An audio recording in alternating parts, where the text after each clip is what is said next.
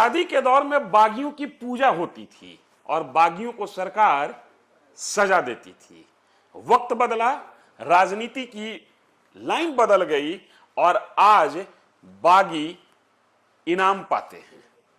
आज न उनकी पूजा होती है, न सजा दी जाती है, बल्कि उनको इनाम बख्श दिया जाता है।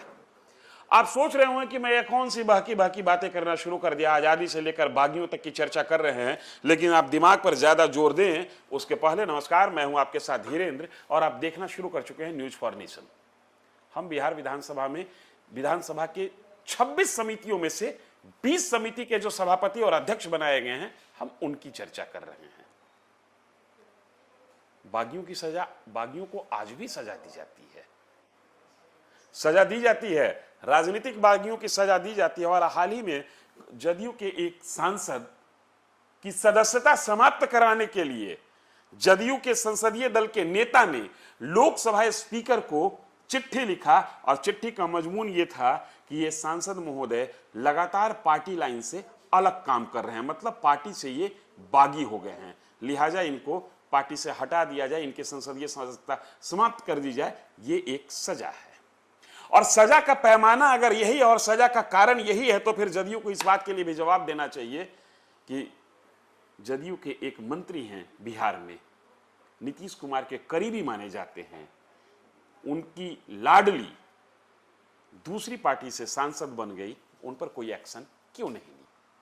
यह सवाल आप सोच रहे हो और इस सवाल पर आप मेरी बातों को सुनने के बाद सोचना शुरू कर दिए हो, उसके पहले थोड़ा रुक जाइए। एक सवाल और है। राज्यसभा चुनाव बीता 16 मार्च को हम सबों ने देखा कि कांग्रेस के 3 विधायकों ने बगावत कर दी। कांग्रेस सजा देने पर आमदा है, लेकिन सत्ता पुरस्कार देने पर आमदा है।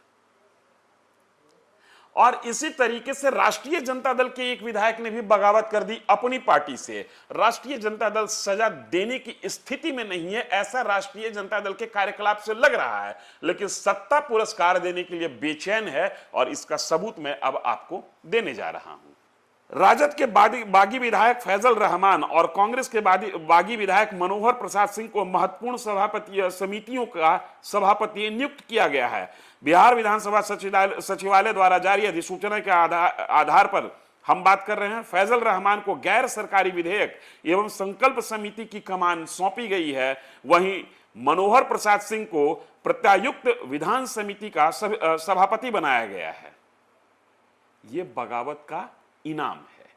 कई लोगों को बनाया गया है। 26 समितियां होती हैं, जिसमें से 20 समितियों के सभापतियों का नाम तय कर दिया गया है। उदाहरण के तौर पर आपको बता रहे हैं, प्रश्न के लिए भी एक समिति है, जो क्वेश्चन आवर चलता है उसके लिए भी एक समिति है और उस समिति के अध्यक्ष बनाए गए हैं कुचायकोट के विधायक अमरेंद्र पांडे।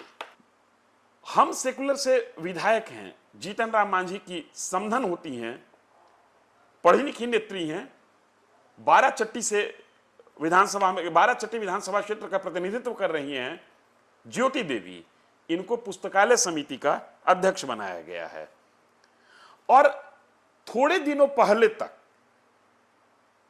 राष्ट्रीय लोक मोर्चा, जो उपेंद्र कुशवाहा की पार्टी है, उसमें भी बगावत के बीज अंकुरित हो रहे थे। समय रहते उपेंद्र कुशवाहा ने चीजों को टैकल कर लिया और उस अंकुरण के पीछे जो राजनीतिक गलियारों में चर्चा थी कि जो मास्टरमाइंड है, उस मास्टरमाइंड को शून्यकाल समिति का सभापति बनाया गया है, नाम माधवानंद। कहा जा रहा है कि जो एनडीए कोalition बिहार में शासन कर रही है, जो सिर्फ बहुमत में नहीं है, जो प्रचंड बहुमत में है, 2025 के जनादेश के मुताबिक जिसकी हैसियत 243 विधायकों वाली विधानसभा में 202 की है, वो गठबंधन अपने गठबंधन को मजबूत करने के लिए कमजोर विपक्ष के बागियों को मजबूत कर रही है, खाद पानी दे रही है। ये मैं नहीं कह रहा हूं, एक अखबार का शीर्षक कहता है, गठबंधन को मजबूत करने व विपक्ष को तोड़ने की रणनीति है कि मनोहर प्रसाद सिंह और फैजल रहमान जैसे नेता विधायक को निर्णायक जिम्मेदारी दी गई। इसलिए हमने कहा कि वक्त के साथ बगावत करने पर आपको मिलता क्या है, इसकी रवायत बदलते चली जाती है। एक दौर था जब आप बगावत करते थे, कानून सजा देती थी, जनता पूजा करती थी।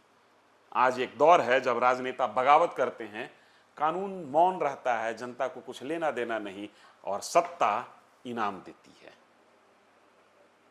इस पूरी खबर का मतलब क्या है, ये आप भी समझने की कोशिश कीजिए। हम भी समझ रहे हैं कि खेल जाता हुआ दिख किधर रहा है। इस वीडियो में इतना ही। धन्यवाद।